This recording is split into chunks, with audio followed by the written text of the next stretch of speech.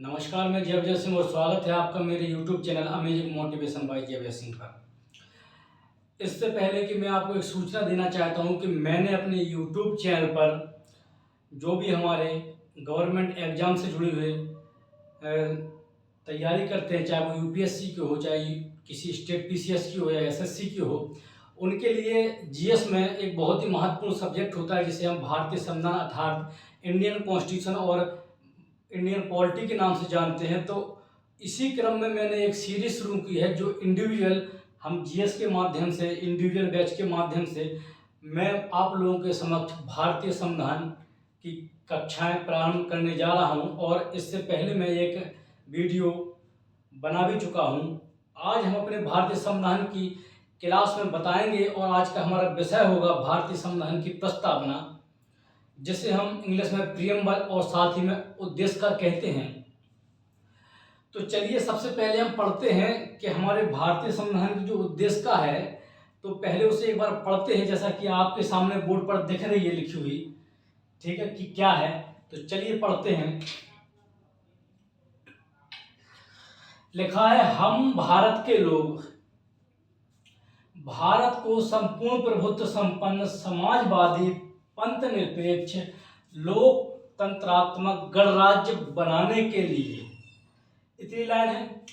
तो सबसे पहले बनाने के लिए तो इसमें ये दिख रहा है कि हम भारत के लोग, तो इस प्रस्तावना में जो ये पहली लाइन है इससे ये संदर्भित हो रहा है, दर्शाया जा रहा है कि हम लोग यानी कि we are the people of India, हम भारत के लोग भारत को कुछ बनाने की कोशिश कर रहे हैं। बनाने का मतलब है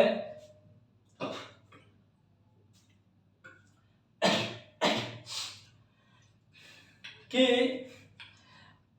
नियम कानून यानी कि संसद के माध्यम से हम लोगों का जो अंतिम लक्ष्य है कि भारत को यानी कि हम अपने राष्ट्र को किस रूप में ढालना चाहते हैं, क्या बनाना चाहते हैं, ये भारतीय प्रस्तावना की पहली लाइन में दर्शाया गया है। कि कौन बनाएगा? भारत की जनता बनाएगी। क्या बनाएंगे? भारत को पहला एक संपूर्ण प्रभुत्व संपन्न, दूसरा यानी कि भारत को एक ऐसा देश बनाने की ओर हम लोग अग्रसर हैं, या कि ऐसा देश बनाएंगे कि जो संपूर्ण प्रभुत्व संपन्न हो। दूसरा, जो समाजवादी धारणा को अपनाता हो, यानी कि समाजवाद का लक्षण भी हमारे भारतीय संविधान में देखा जाए। हमारे जो नियम कानून बने भारतीय संविधान के द्वारा, संसद के द्वारा, उनमें भी समाजवादी की जो अवधारणा है उसको देखते हुए बनाए जाए। पंथ निरपेक्ष और लोकतांत्रिक गणराज्य बनाने के लिए, तो यहाँ से क्लियर है कि भारत को हम संपूर्ण प्रभुत्व संपन्न समाजवादी पंथ निरपेक्ष और लोकतंत्रात्मक गणराज्य बनाने के लिए हम लोग कार्य करेंगे। आगे हमारी जो भावी पीढ़ियां हैं, आने वाले जो भावी सांसद हैं, आने वाले जो नियम कानून हैं, वो इन चार आधारों पर चलेगी। जैसे ही हम आगे देखते हैं, प्रस्तावना पर नजर डालते हैं, तो लिखा है उसके समस्त नागरिकों को, उसके समस्त नागरिकों को मतलब किसके समस्त नागरिकों को? भारत के समस्त नागरिकों को। देखो यहां पर शब्द देखना, नागरिक शब्द आया है, ना कि व्यक्ति, ये चीज ध्यान रखना। नागरिक का मतलब वह होता है जो भारत का नागरिक हो। और आगे हम आने वाले अध्याय में पढ़ाएंगे कि भारतीय नागरिक कौन कौन भारतीय नागरिक होते हैं और भारतीय नागरिक किसे कहा जाता है और कैसे हम भारतीय नागरिकता ग्रहण कर सकते हैं, क्या है उसका रूल रेगुलेशन नागरिकता का, किन लोगों को भारतीय नागरिक कहा जाता है और कैसे पहचाने जाते हैं कि ये भारत के नागरिक हैं। तो यहाँ पर एक चीज ध्यान रखना, लिखा है भारतीय प्रस्तावना में उसके समस्त नागरिकों को, ना कि व्यक्तियों को, ना कि किसी बाहरी व्यक्तियों को, उसके समस्त नागरिकों को सामाजिक, आर्थिक और राजनीतिक न्याय, यानी कि हमारी भारतीय प्रस्तावना उद्देश्य का न्याय की बात करती है। वो भी तीनों प्रकार के न्याय की बात करते हैं कि हमारे भारत में जितने भी नागरिक हों उनके साथ तीनों प्रकार के न्याय होना चाहिए। तीनों प्रकार के कौन कौन से? एक तो सामाजिक, दूसरा आर्थिक, तीसरा राजनीतिक। तीनों प्रकार के न्याय की बात हमारी भारतीय प्रस्तावना करती है। आगे देखते हैं, पढ़ते हैं तो लिखा है कि विचार, अभिव्यक्ति, विश्वास, धर्म और उपासना की स्वतंत्रता। तो भारतीय प्रस्तावना आगे भारत के लिए स्वतंत्रता की बात करती है, वो भी 5 प्रकार की स्वतंत्रता की बात करती है। पहली विचार की स्वतंत्रता, कि हमारे देश में विचार की स्वतंत्रता होना चाहिए, यानी कि विचार कोई भी अपने विचार रख सकता है, विचार रख सकता है, मन में कुछ सोच सकता है, ठीक है। विचार। अभिव्यक्ति की स्वतंत्रता मतलब राइट टू स्पीच, कोई व्यक्ति बोल सकता है, किसी से भी कुछ बोल सकता है। इसका मतलब ये नहीं कि किसी की इस पर रेस्ट्रिक्शन है, वो आगे बताएंगे, लेकिन जो स्वतंत्रता है वो 5 प्रकार की है। विचार की, अभिव्यक्ति की, विश्वास की। विश्वास का यहाँ तात्पर्य है कोई व्यक्ति किसी भी धर्म को मान सकता है, किसी भी धर्म की उपासना कर सकता है, ठीक है, किसी भी धर्म को मान सकता है, किसी भी चीज में बिलीव कर सकता है। विश्वास जैसे कि मैं हूं, मैं किसी भी चीज में बिलीव कर सकता हूं, हिंदू धर्म में बिलीव कर सकता हूं अगर मेरी इच्छा है, अगर किसी की इच्छा है तो मुस्लिम धर्म में बिलीव कर सकता है, या कोई किसी इंसान में बिलीव कर सकता है। विश्वास की यहाँ स्वतंत्रता है। और धर्म की स्वतंत्रता का मतलब है कि कोई भी धर्म हो, उसको अपने धर्म को मानने के लिए वो व्यक्ति स्वतंत्र है, चाहे तो अपना धर्म बदल भी सकता है, या धर्म को कहीं भी क्या कर सकता है, कहीं भी उपासना कर सकता है धर्म की। जैसे हिंदू लोग हैं मंदिर में जा सकते हैं, मस्जिद में जो मुसलमान लोग हैं वो अपने धर्म को मान सकते हैं, या कहीं भी कोई भी व्यक्ति किसी भी धर्म को मान सकता है, ऐसी स्वतंत्रता है। उपासना की स्वतंत्रता, अपना अपना उपासना करने का जो तरीका है हर धर्मों में, वो व्यक्ति अपने अपने तरीकों को फॉलो कर सकता है। तो यहाँ पर देखते हैं कि भारतीय प्रस्तावना 5 प्रकार की स्वतंत्रताओं की बात करती है। विचार, अभिव्यक्ति, विश्वास, धर्म और उपासना। तो अभी हमने इतना समझा। आगे देखते हैं कि भारतीय प्रस्तावना में लिखा है कि प्रतिष्ठा और अवसर की समता। ये भारतीय प्रस्तावना जो है समता की बात करती है। समता मतलब इक्वलिटी की बात करती है, समानता की बात करती है। किस किस की? 2 प्रकार की समानता की बात करती है, प्रतिष्ठा, दूसरा अवसर की समता। इसका क्या मतलब है? प्रतिष्ठा मतलब जैसे कि हर व्यक्ति की अपनी अपनी प्रतिष्ठा है, सम्मान, मान सम्मान जो है उसका अवसर समान मिलना चाहिए। अगर सार्वजनिक जगह हो तो समान प्रतिष्ठा है। अवसर की समता का मतलब है कि जैसे कोई भी लोक पद है तो हमारे देश में प्रत्येक वर्ग का जो आदमी है, नागरिक है, वो किसी भी लोक पद को प्राप्त कर सकता है, फिर चाहे वो राष्ट्राध्यक्ष का पद क्यों ना हो। अगर राष्ट्राध्यक्ष कौन है? President of India.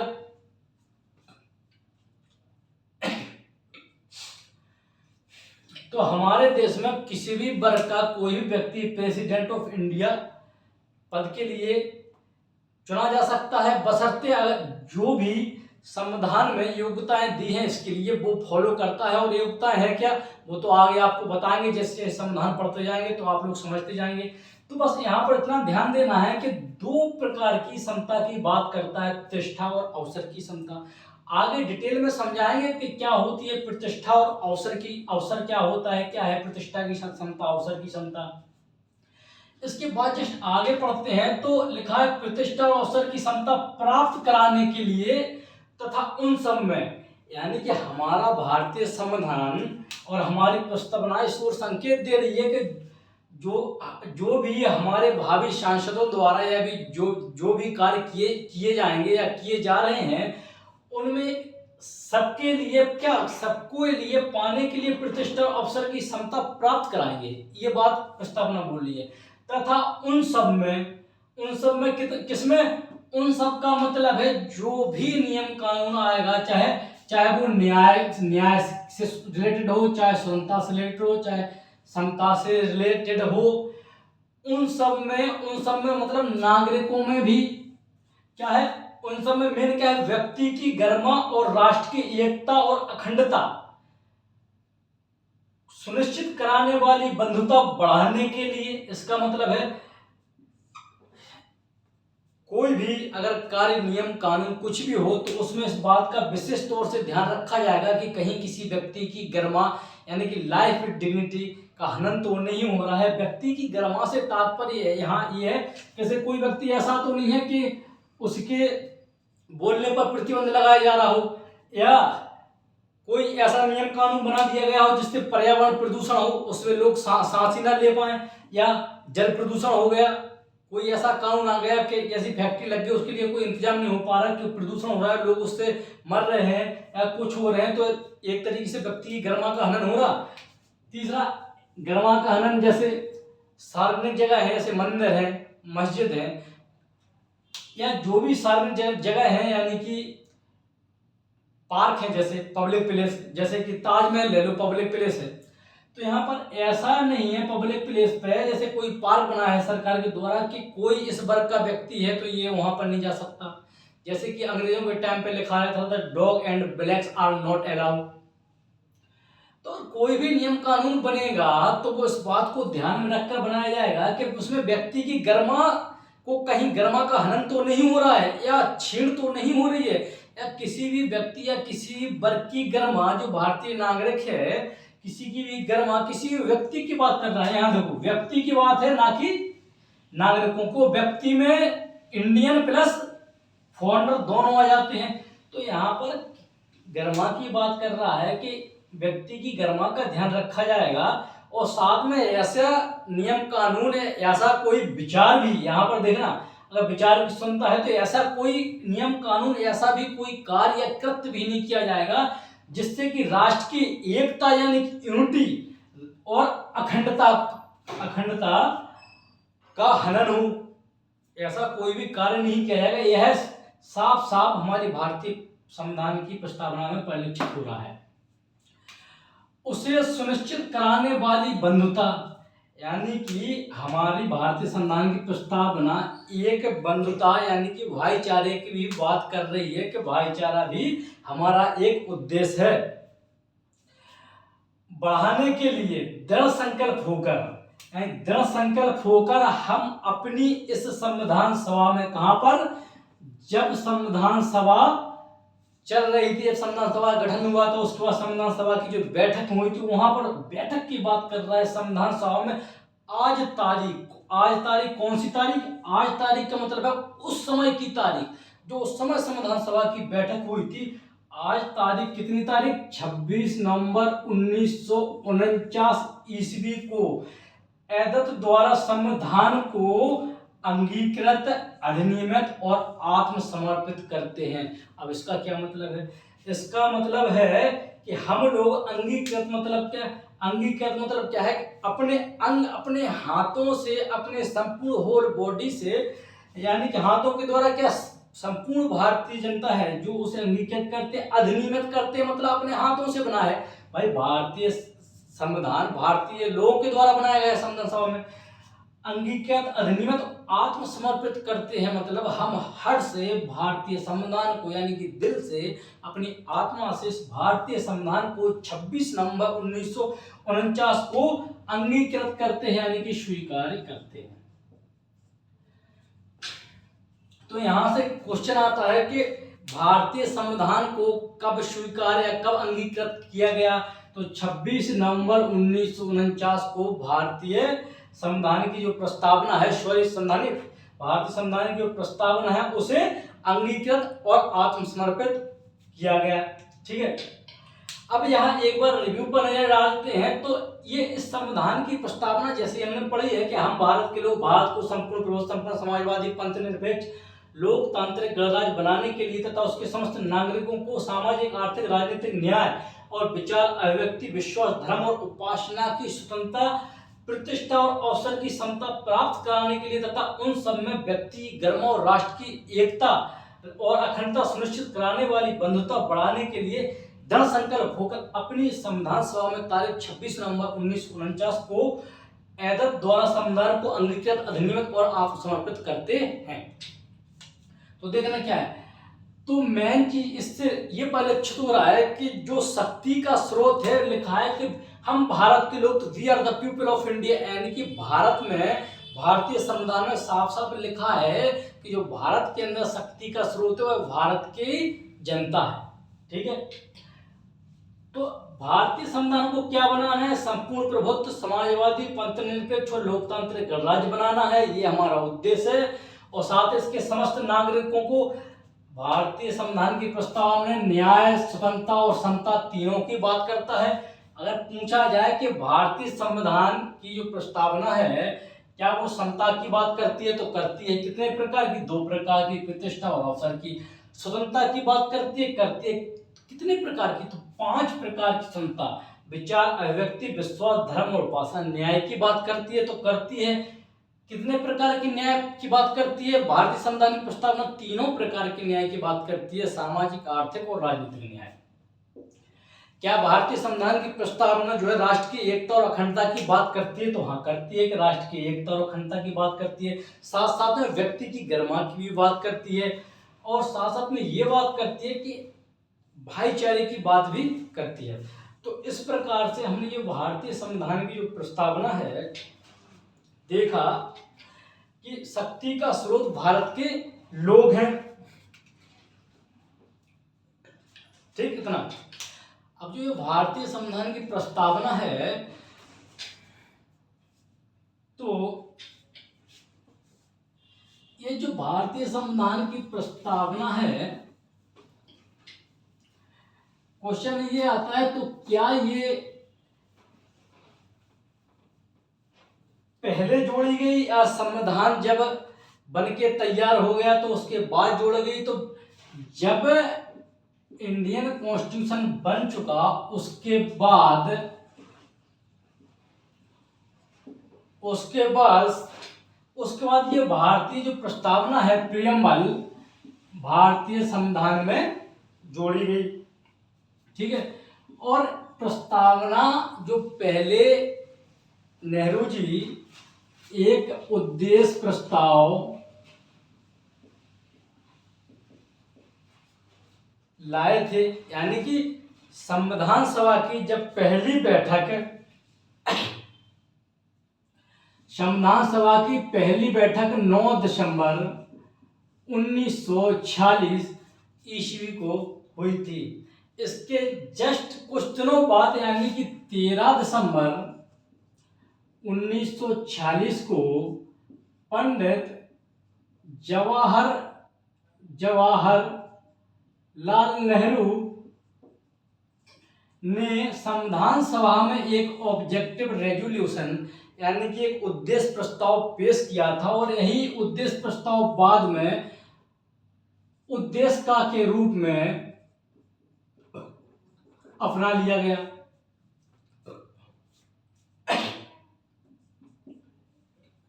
ठीक है, तो अब आगे देखते हैं क्या। अब क्वेश्चन जैसे कई लोग पूछते हैं कि ये जो ऑब्जेक्टिव रेजोल्यूशन है किसके द्वारा पेश किया गया, तो पंडित जवाहरलाल नेहरू के द्वारा पेश किया गया। कब पेश किया गया? 13 दिसंबर 1946 ईस्वी को पेश किया गया। और ये क्वेश्चन जैसे ये आता है कि संविधान सभा की पहली बैठक कब हुई, तो 9 दिसंबर 1946 को हुई। इतना क्लियर? यानी कि हम ये कह सकते हैं कि जो पंडित नेहरू के द्वारा उद्देश्य प्रस्ताव पेश किया गया था, वही उद्देश्य प्रस्ताव बाद में भारतीय संविधान की प्रस्तावना के रूप में अपना लिया गया, बशर्ते जो उद्देश्य प्रस्ताव में जो लक्ष्य थे वो भारतीय संविधान की प्रस्तावना में थोड़े से ये कहेंगे, थोड़े से रूप में बहुत अच्छे तरीके से इनका डिस्क्रिप्शन या व्याख्यान किया गया है। ठीक है, इसी क्रम में एक महोदय हैं जिनका नाम है अर्नेस्ट बाकर, उन्होंने भारतीय संविधान की प्रस्तावना की बड़ी ही तारीफ की है।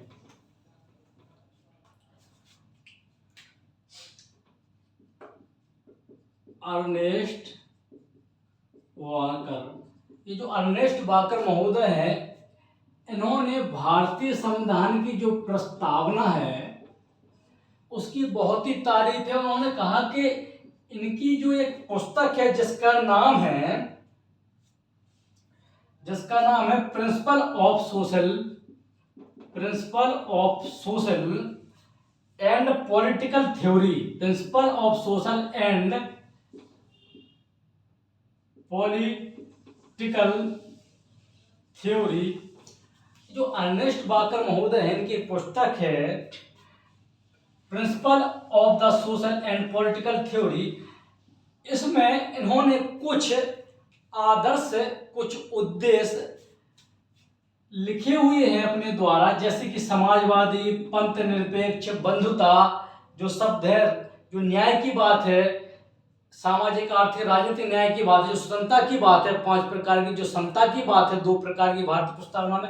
यानी कि अर्नेस्ट बाकर महोदय ने अपनी पुस्तक में जो भी लिखा है, इनकी पुस्तक का जो नाम है उसमें लिखा है, जो कुछ भी लिखा है वही भारतीय संविधान की प्रस्तावना में थोड़े से शब्दों में लिख दिया गया है।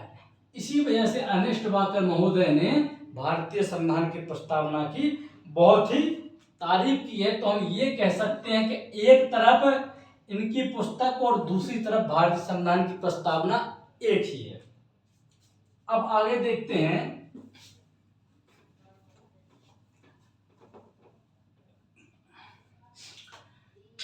कि भारतीय संविधान की जो उद्देश्य है उसका क्या महत्व है। भारतीय संविधान की जो उद्देश्य है उसका महत्व क्या है। तो सर्वप्रथम तो ये देखते हैं कि जहां भी विधि का कोई प्रश्न अगर उठता है तो उस प्रश्न के निर्णय के लिए या उस प्रश्न पर निर्णय लेने के लिए प्रस्तावना का सहारा लिया जा सकता है। यानी कि जहां भी किसी भी मैटर पर कोई शब्द संदिग्ध है तो उसको अगर समझना है तो भारतीय प्रस्तावना का सहारा लिया जा सकता है। दूसरा, भारतीय प्रस्तावना, जैसा कि हमने पढ़ा है कि हम भारत के लोग भारत को संपूर्ण प्रभुत्व संपन्न समाजवादी पंथ निरपेक्ष लोकतांत्रिक गणराज्य बनाने के लिए, यानी कि इससे बनाने के लिए ये प्रस्तावना जो हमारे संविधान सभा द्वारा अंगीकृत की गई है, तो इससे ये परिलक्षित होता है कि हमारे जो संविधान बनाने वाले लोग हैं, हमारे जो लोग हैं संविधान बनाने वाले, प्रस्तावना बनाने वाले, तो यानी कि कहेंगे कि संविधान निर्माताओं के उद्देश्यों को जानने में मदद मिलती है कि भारतीय संविधान है जो बनाया गया है उनका क्या उद्देश्य था। हमारे निर्माताओं का, संविधान निर्माताओं का आखिर उद्देश्य क्या था संविधान बनाने का। तो साफ साफ जैसे कि हम पहले देख ही चुके हैं कि उनका उद्देश्य था, वो प्रस्तावना में परिलक्षित हो रहा है, समाजवादी पंथ निरपेक्ष लोकतांत्रिक गणराज्य बनाने के लिए, यानी कि संपूर्ण प्रभुत्व समाजवादी पंथ निरपेक्ष लोकतांत्रिक गणराज्य बनाने के लिए सामाजिक आर्थिक राजनीतिक न्याय, यानी कि साफ साफ परिलक्षित हो रहा है कि इन लोगों के उद्देश्यों को हम जान सकते हैं।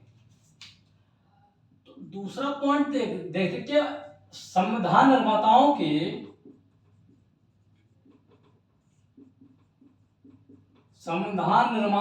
के उद्देश्यों को जानने में यह जो प्रस्तावना है वह महत्वपूर्ण है। तीसरा, इस जो भारतीय प्रस्तावना है इसका एक महत्व ये भी है कि यह भारतीय लोगों की भावनाओं और इच्छाओं का भी प्रतिनिधित्व करती है। यानी कि जैसा कि लिखा है भारतीय संविधान की प्रस्तावना में कि व्यक्ति की गरिमा, राष्ट्र की एकता और अखंडता, तो ये क्या है, ये भावनाएं तो हैं व्यक्ति की गरिमा। जैसे हम कहेंगे नहीं हमें संत रहना है, हमें तो बोलने का अधिकार हो, हमें ये खाने का अधिकार हो, हमें घूमने का अधिकार हो, ठीक है। तो ये क्या है, ये इच्छाएं हैं जो उस समय जब ब्रिटिश राज्य था तो जो इच्छाएं दबी हुई थी और राष्ट्र के भागों में टुकड़े टुकड़े थे, तो उस वक्त ये महसूस किया गया जब ये प्रस्तावना और भारतीय संविधान बनाया गया तो ये महसूस किया गया कि राष्ट्र की एकता और अखंडता भी बहुत जरूरी है। ऐसे हमारे संविधान निर्माताओं की इच्छा थी। इसके साथ साथ और भी इच्छाएं थी, जैसे स्वतंत्र रहने की इच्छा, विचार की इच्छा, अभिव्यक्ति की इच्छा, धर्म को अबाध रूप से मानने की इच्छा। ये क्या है? व्यक्ति की इच्छाएं तो हैं।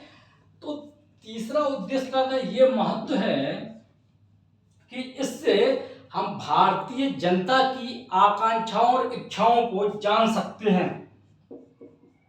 तीसरा, ये जो भारतीय प्रस्तावना है, चौथा, ये जो भारतीय प्रस्तावना है ये एक तरीके से कोई भी नियम कानून हो, उसके आदेश या कोई भी निर्णय या कोई लेना हो तो संविधान के द्वारा जहां भी मुद्दा संदिग्ध होता है तो इससे निर्णय लिया जा सकता है। पांचवा, भारतीय प्रस्तावना के द्वारा यह बताया गया है कि हम लोगों को कौन से उद्देश्य ग्रहण करने हैं, जो हमारे आने वाले भावी सांसद हैं उनको कौन से उद्देश्य अपनाना है, कौन से उद्देश्य ग्रहण करना है, यह हमें प्रस्तावना से पता चलता है। ठीक है। और एक बहुत ही महत्वपूर्ण कई बार क्वेश्चन आया है, क्या उद्देश्य का भारतीय संविधान के निर्वचन में सहायक है? तो इसका एक महत्व यह भी है कि भारतीय संविधान की प्रस्तावना, भारतीय संविधान की जो प्रस्तावना है भारतीय संविधान के निर्वाचन में सहायक है। सहायक है का मतलब है कि जहां भी जैसे कोई शब्द है, जहां भी उसके दो अर्थ निकलते हैं और निश्चित नहीं हो रहा कि इस शब्द का क्या अर्थ होना चाहिए, वहां पर प्रस्तावना से सहारा लिया जा सकता है। इस प्रकार की हमने समझा कि भारतीय संविधान की जो प्रस्तावना है उसका क्या महत्व है। अब एक बहुत ही महत्वपूर्ण और डिबेट वाला क्वेश्चन है जो बाद में रहा है कि भारतीय प्रस्तावना यानी कि जो उद्देश्य का है, क्या संविधान का भाग है? क्वेश्चन ये है कि क्या उद्देश्य का संविधान का भाग है, तो इस पर थोड़ी नजर डालते हैं। जैसे आमतौर पर लोग कुछ ये मानते थे पहले कि जो उद्देश्य का है वो है भारतीय संविधान का भाग नहीं है। ठीक है, सामान्यतः जनरल तौर पर बात कर रहे हैं, लेकिन एक मामला आप लोगों ने सुना होगा, बेरूबारी का मामला है। बेरूबारी का जो मामला है उसमें सुप्रीम कोर्ट ने निर्णय दिया था बेरूबारी के मामले में, जो कि प्रस्तावना से संबंधित था। इसमें निर्णय दिया था सुप्रीम कोर्ट ने। सुप्रीम कोर्ट का जो डिसीजन था वो यह था कि प्रस्तावना संविधान का भाग नहीं है। ये किस मामले में दिया था? बेरूबारी के मामले में सुप्रीम कोर्ट ने निर्णय दिया था कि प्रस्तावना भारतीय संविधान का भाग नहीं है। लेकिन उसके कुछ दिनों बाद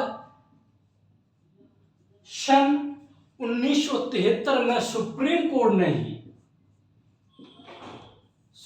कोर्ट ने ही एक मामला आया था जिसका नाम है, बहुत ही फेमस केस है, केशवानंद, सॉरी यार ये चल रही है, स्याही खत्म हो गई, केशवानंद भारती बनाम केरल राज्य का मामला जो सन 1973 में आया था। इसमें 13 जजों की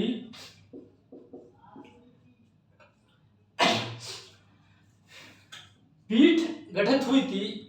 तो इस मामले में सुप्रीम कोर्ट ने निर्णय दिया था कि जो भारतीय संविधान की प्रस्तावना है वह संविधान का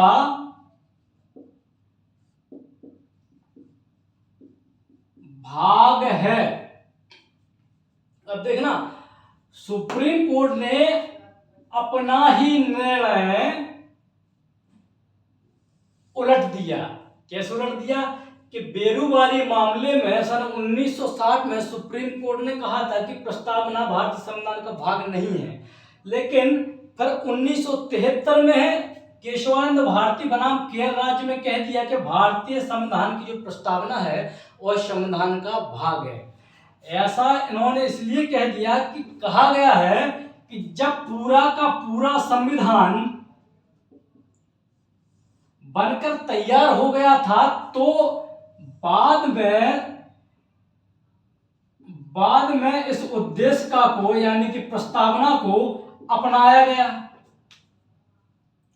इसलिए भारतीय संविधान का प्रस्तावना भाग मानी गई। और आप लोगों को जैसे कि जानकारी होगी कि सुप्रीम कोर्ट का निर्णय संपूर्ण भारतीय राज्य क्षेत्र पर लागू होता है, तब से लेके आज तक ये लागू है। तो वर्तमान स्थिति ये है कि भारतीय प्रस्तावना जो है, भारतीय प्रस्तावना यानी कि उद्देश्य का जो है भारतीय संविधान का भाग है, यानी प्रस्तावना संविधान का भाग। इतना क्लियर। अब क्वेश्चन के पर्पज से जान लेते हैं तो आता है क्या उद्देश्य का या प्रस्तावना भारतीय संविधान का भाग है, तो हाँ है। आता है कि सुप्रीम कोर्ट ने किस मामले में है निर्णय दिया कि भारतीय संविधान की प्रस्तावना भारतीय संविधान का भाग है, तो वह निर्णय है केशवानंद भारती बनाम केरल राज्य। क्वेश्चन आता है केशवानंद भारती बनाम केरल राज्य का मामला किस सन में आया, तो 1973 में आया। अभी तक यह था कि कितने जजों की पीठ थी केशवानंद भारती बनाम केरल राज्य में, तो 22 जजों के 13 जजों की पीठ इकट्ठी हुई थी, यानी कि 13 जज शामिल थे यह निर्णय देने में। इतना ऐसा सीधा समझ लो। क्लियर। तो वर्तमान इस प्रकार की हमें आना कि वर्तमान स्थिति यह है। तो आज का टॉपिक हमने यहां समझा कि उद्देश्य को जाना कि भारतीय प्रस्तावना संविधान का भाग है या नहीं है, यह भी समझा कि उद्देश्य का महत्व क्या है। आगे नेक्स्ट वीडियो में हम लेकर आएंगे, जो कि अभी उद्देश्य का ही आगे हम कंटिन्यू करेंगे, क्योंकि अभी बहुत से ऐसे शब्द हैं जिसमें से जैसे कि संपूर्ण प्रभुत्व संपन्न, लोकतांत्रिक, समाजवादी, लोकतांत्रिक, गणराज्य, ये क्या होता है समाजवादी, क्या लोकतांत्रिक होता है, क्या गणराज्य होता है। जो 5 प्रकार की स्वतंत्रताओं की बात करती है प्रस्तावना, वो स्वतंत्रताएं क्या हैं, किस प्रकार से हैं।